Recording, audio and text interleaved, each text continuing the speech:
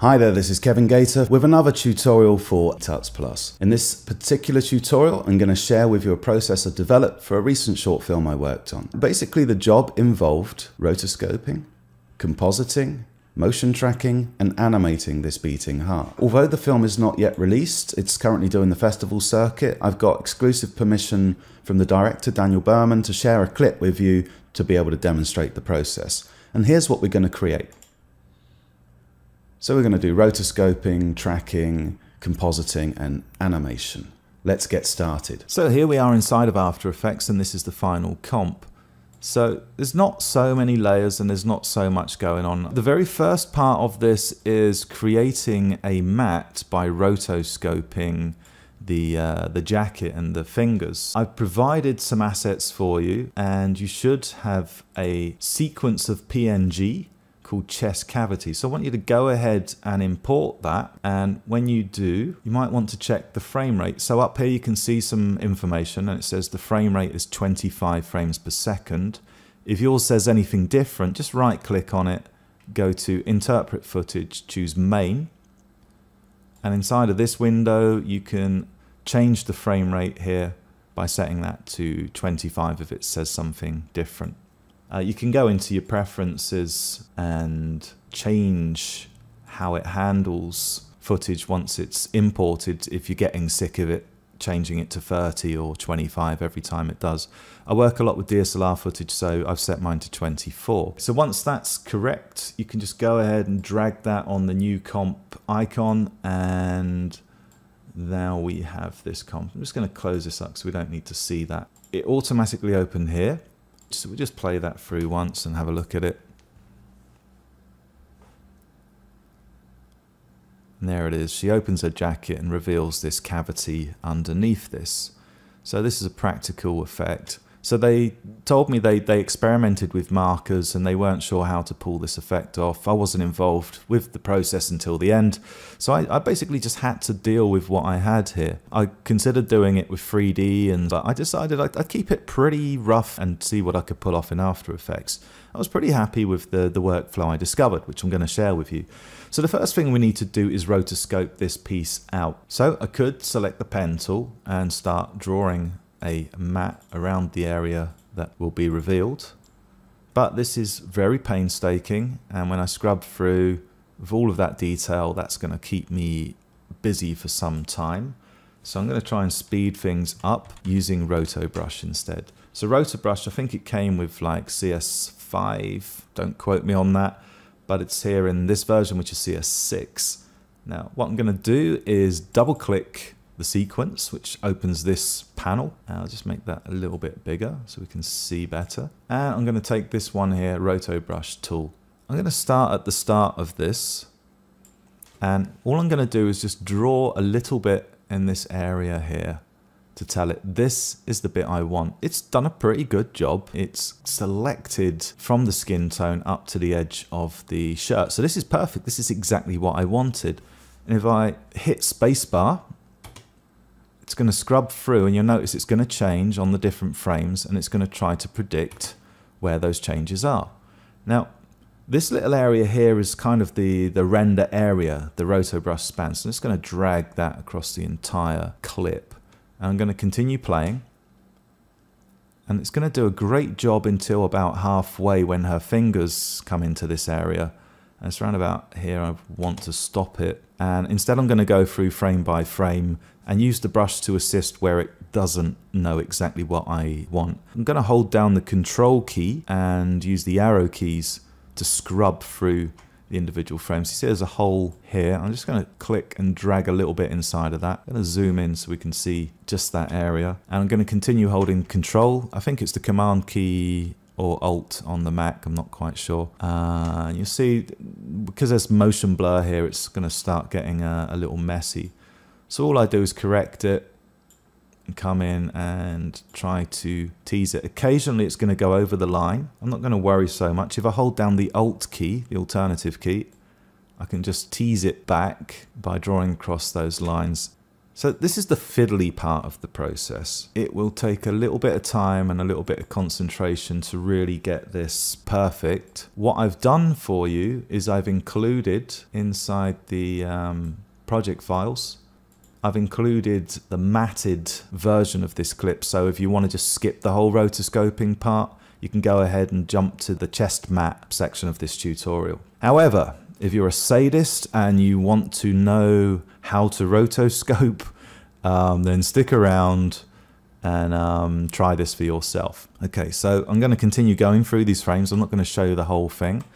Now, occasionally I get lucky with ones like this, and when these fingers start to appear, that's when things start to get a little messy. Occasionally you've got a weird corner. Just give it just a little tap and don't go too crazy. I'm going to play forwards and occasionally stop it. You see there, went a bit crazy. So I'm just going to scrub back a frame, scrub forwards again, and just tidy up these. It's really worth taking the time to get this right the first time, because it's going to save you a real headache later on.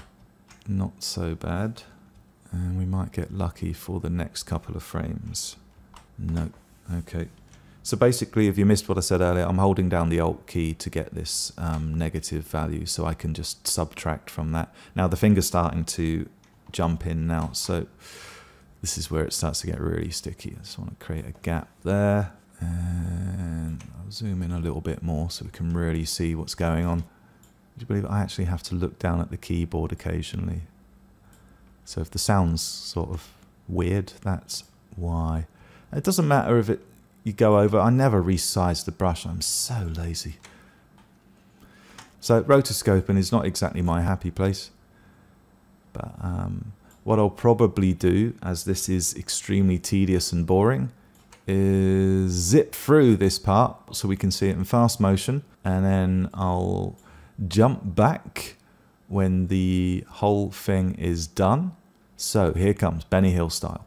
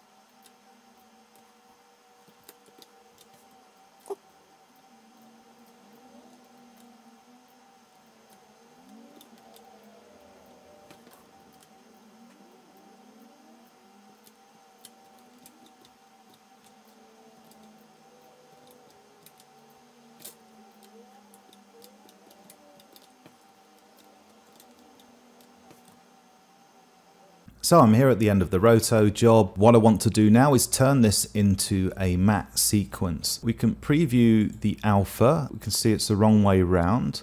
So I'm going to go here to the roto brush settings and choose invert.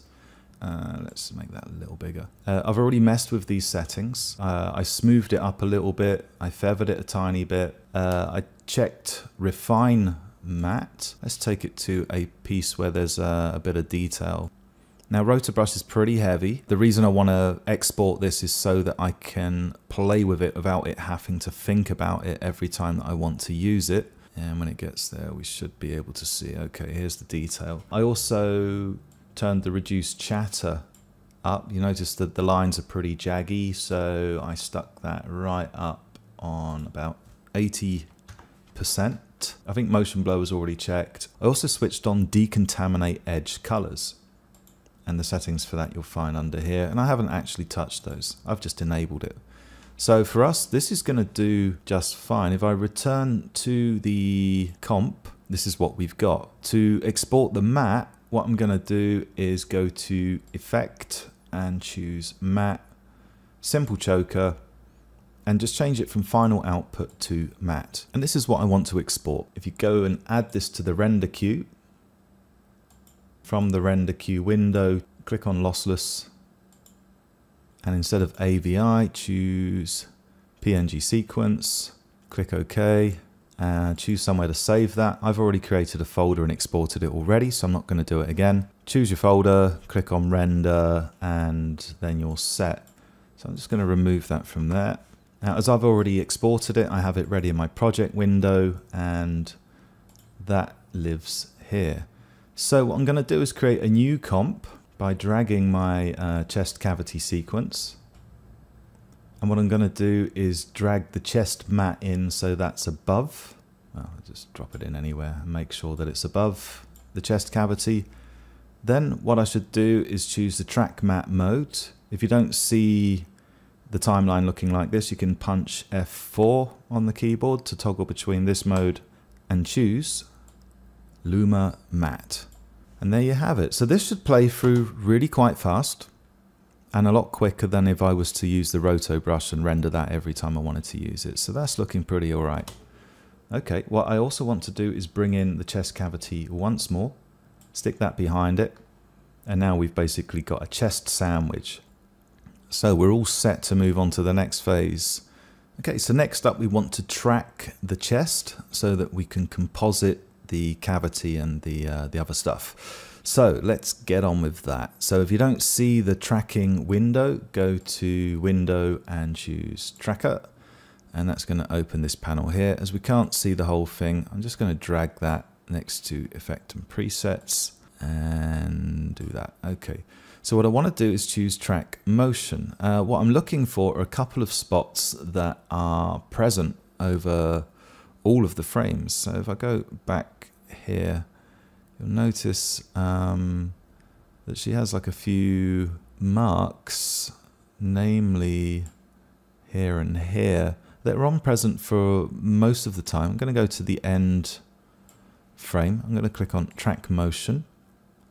And with this tracking point, I'm just going to make that a little bigger. I'm just going to go up to where that spot is and stick that there. Okay, I'm just going to increase this middle area too.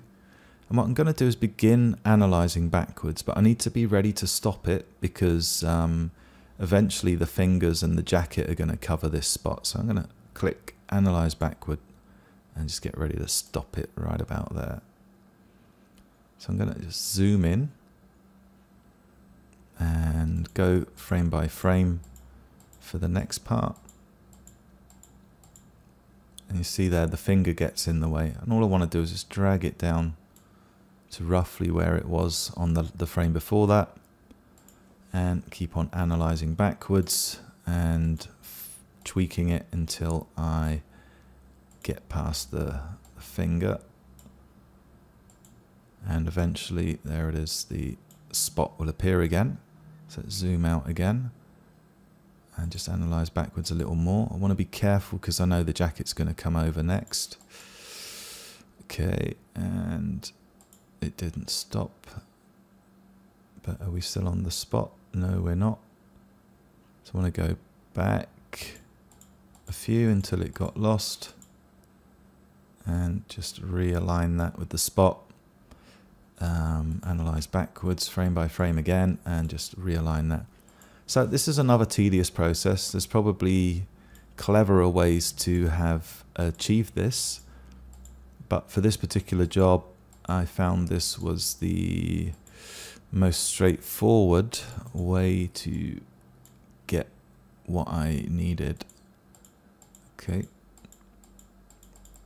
so we might be able to get away with it. Whoops. Damn that jacket. I never thought I'd be sat here doing this again. Okay, and we just go back a few frames. That's where it was there. Analyze backwards frame by frame. Get that roughly where it was before. We should be able to see the spot on this one. There it is. And then it's gone again. I would love to be able to see the last frame. There probably is a way to do that. Who knows? And let's get that in there. And we're only a few frames away, and we should be able to track with confidence again. So there it is. And let's fly backwards. And that looks like it's stuck. Okay, cool. So we just want to review this quickly and see.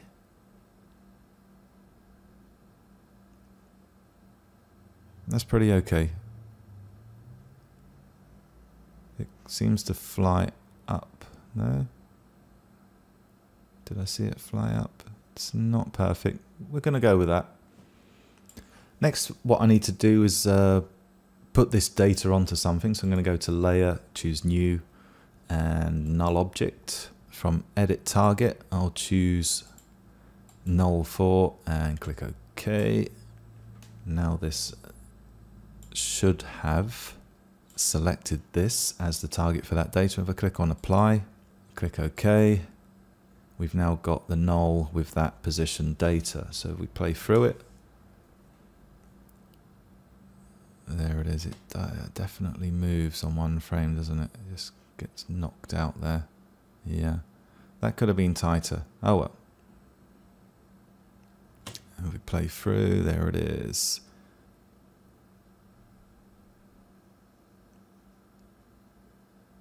Okay, so that's one track, and basically I need to repeat the process for this one. So I'm going to skip through and do the same for that. So you don't have to watch that. I'll jump in once that is completed.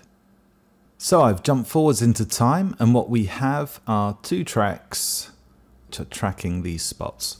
So the next thing I want to do is create a big nasty bruising around the cavity, and I'm going to use these nulls to track them.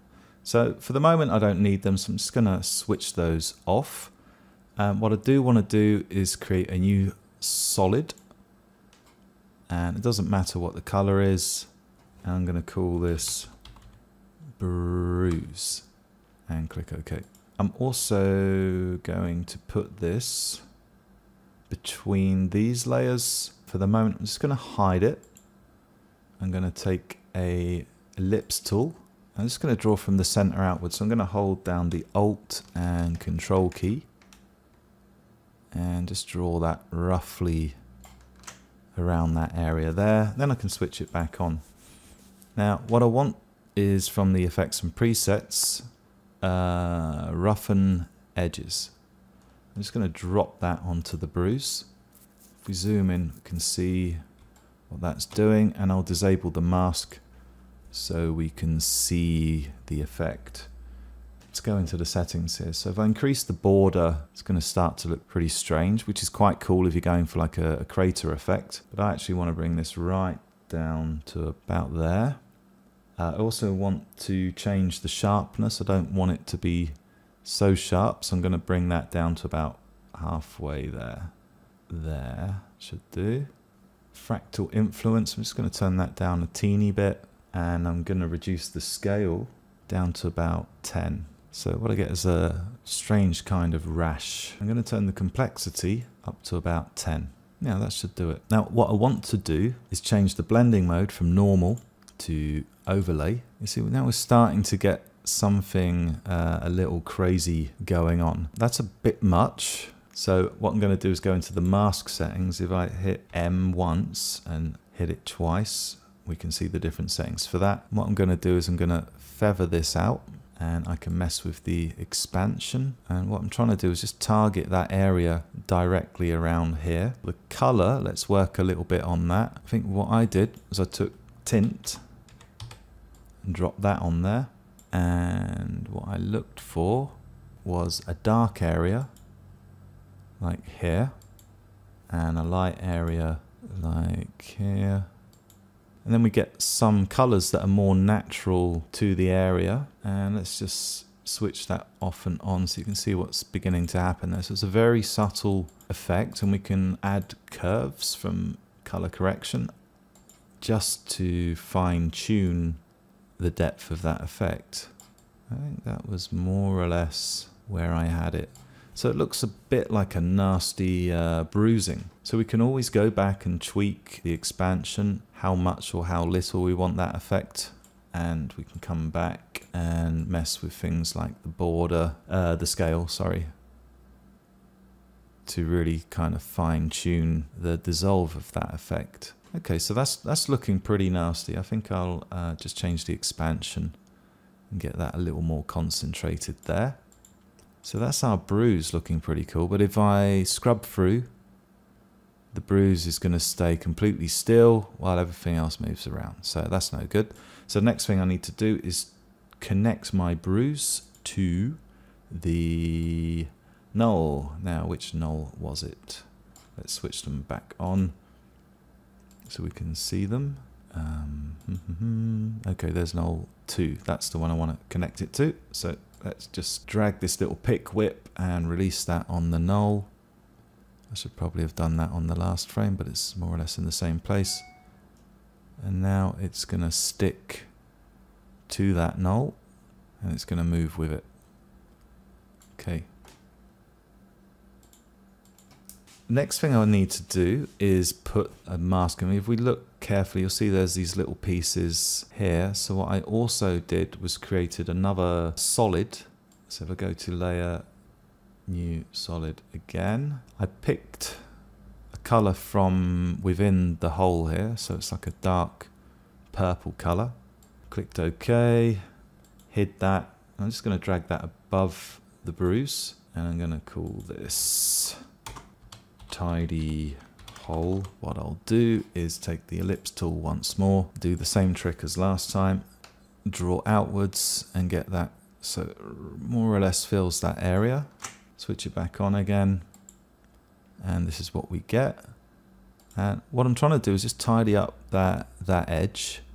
I'll need to track this also to the same track, so let's pick whip that to track 2, and we can just scrub through to see if it sticks. So it more or less does. But what I want to do is click on normal and change that to multiply. And what I'll also do is go into the mask for this and feather it slightly and mess with the expansion a tiny bit. So that way it's not so obvious, and when we scrub through, it's going to stick, and we're not really going to notice any of the track slipping. So that's looking pretty cool. We're almost there. Next up, we need to composite and animate the heart. So in the project assets, you'll find this file, which is basically a still from the film. And this is what I used to create the heart for the actual film itself. I wasn't there on location. I believe this is a pig's heart. I toyed with making a 3D one, but as this was shot at the same time, it had the same color, the same lighting, it's the same camera. It made sense to see what could be done with this. I'm just going to drag this into a new comp. All I'm going to do is take the pen tool and just draw a rough mask around that. I've got Roto Bezier selected, so it's going to automatically smooth out the curves. So you can disable that if you don't like this doing its funky thing. It doesn't have to be perfect. If you're used to vector work, this is going to be a breeze. So basically this is what I've got. What I'll do is I'll get the mask up and feather it just a touch, and maybe mess with the expansion a teeny bit. Let's just turn the feather down, maybe about 4. So that should be good. I also need to rotate it, so I'm going to hit R for rotate. And there it is. round about there. Now I'm not a scientist, so don't point out any medical inaccuracies here. I'm just going to make it look cool. Let's take our heart and return to the cavity. If I increase the view, if I take the heart and I want to pop this just above my tidy hole, let's scale that down. So S for scale, and let's just take the move tool and place this roughly where we want that to be. So I'm thinking around about there. I'm also going to use the ellipse tool again. I'm just going to make sure I'm on the last frame. And again, I'm going to just draw out from the middle. This time I want it to be kind of inside. And I want to feather it again. And I'm going to mess with the expansion to create a shadowing effect. So if we hide that, that's more or less what I'm going for. I'm going to scale it down a little bit more than that. And again, tweak the mask and maybe tweak the position.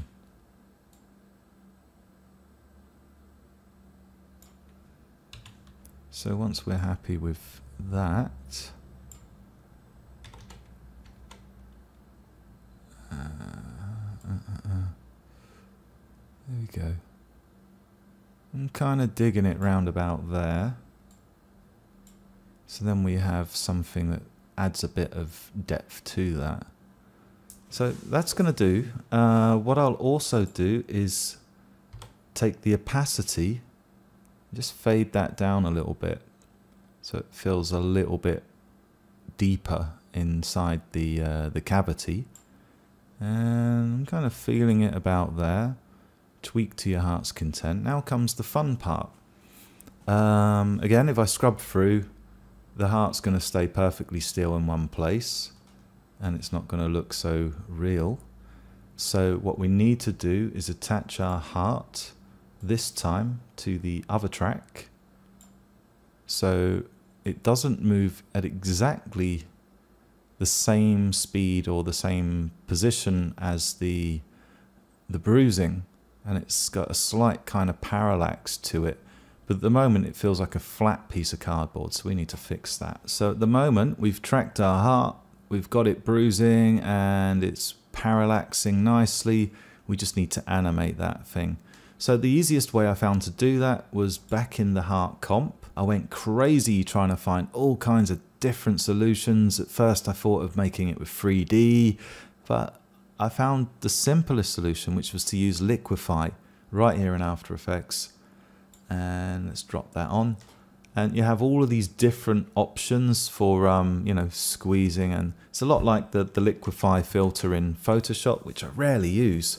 But I found that bloat, this little option here, if we go under the view options, we can put the mesh on and increase the brush size. What you can do is take areas and distort them. Let's bring that in a bit more. Now, this area is going to be the most visible, so I'm only going to really focus my attention on that. And you can go a little nutty here, it doesn't matter, because we're going to animate the distortion percentage. So all we want really is something that we're going to visibly see. So you can get like a real bulging 3D bloaty effect. Now if I switch off the mesh and zoom out, that looks horrible. But if I come to the distortion percentage, what I can do is take that right down to 0, and if I gradually tweak this value, we got something awesome happening. Okay, so what I'm going to do is I'm going to come all the way here, go to 0, click on the stopwatch, click on U, so you can see that effect on the timeline. And I'm going to go up to there and just drag this up around about 50. So that's going to be quite an extreme animation, but because it's hidden in the chest, we really want to just overcook it on this occasion. Usually less is more, but we want this to be visible. Okay, so I'm just going to paste these keyframes that I just copied. You know how to copy paste, right? I won't patronize you on that level. Paste and paste again, and it's going to do that. So we now have a beating heart. So we can come back to the chest cavity and see how this is looking. And that's not too bad. I think I've overcooked it slightly, so you can go back and tweak that value. Let's repeat the process. So I'm just going to hide this one and take the liquefy effect once more. Drop it in again. Take the bloat tool, get a brush increase, and just bring this one out as well.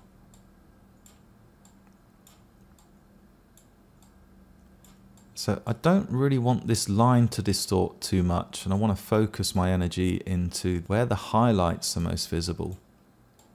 I was kind of lucky because this shot came from the location, so I didn't have to think about any freaky 3D and HDR probes or any of that stuff, and it seemed to do the trick, so I was really quite happy with this tool.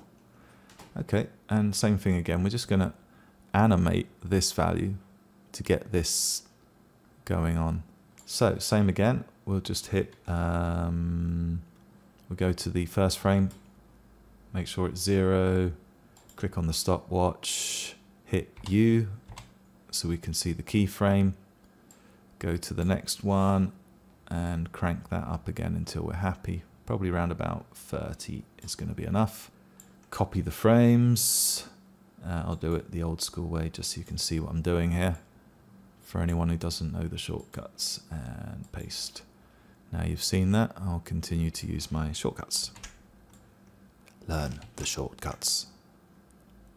Paste and paste. Okay, now if we look at it again, it's all blowing out at the same time, so let's just grab all of these frames and just offset it so it's not exactly the same, but they kind of follow one another. There we go. That's more like it. Okay, if we come back to the chest cavity, we can preview that and scrub through, and there we have our beating heart. So yeah, should probably go in and tweak this value here, maybe 30 also on that one should have been good. So let's just play that. Oh, blue flashing lights outside.